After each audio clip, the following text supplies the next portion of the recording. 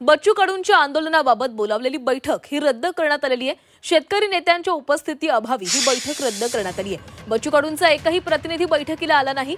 शेतकरी नेत्यांच्या उपस्थिती अभावी बैठक रद्द केल्याची माहिती बावनकुळे यांनी दिली। दरम्यान सर्व शेतकरी नेते नागपुरामध्ये आहेत, त्यामुळे नागपुरात मुख्यमंत्र्यांनी विमानाने यावं अशी मागणी स्वाभिमानी शेतकरी संघटनेचे अध्यक्ष राजू शेट्टी यांनी केली आहे।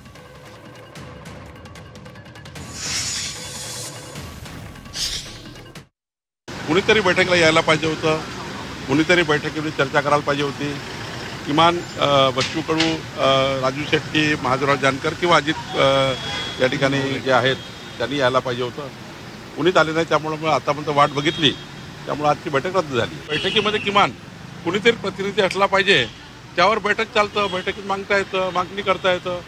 बच्चू कडूची मागणी सरकारकडे आहे, सरकार निर्णय घ्यायला त्या ठिकाणी बैठक घेते आहे, ते बैठकीलाच येत नाही, तर मला वाटतं हे काही योग्य नाही। अतिशय घाई गडबडीनं आम्हाला निरोप दिला गेला। मी आधी स्पष्ट केलेलं होतं की आम्ही महाराष्ट्राच्या कानाकोपऱ्यामध्ये कुठेतरी खेड्यापाड्यामध्ये असतो, यांच्या मंत्र्यांच्या सारखं आमच्याकडे काही चार्टर फ्लाईट नाही की निरोप आला की लगेच मुंबईला गेलो। काल दुपारी निरोप आला, त्यावेळी आम्ही नागपूरच्या दिशेने यायला निघालेलो होतो आणि त्यामुळे मुंबईला जाणं शक्य नव्हतं। हा एक भाग। आता नागपूरमध्ये मुख्यमंत्र्यांचं घर आहे आणि जवळपास सगळे प्रमुख शेतकरी नेते आम्ही नागपूरमध्ये जमा झालेलो आहोत।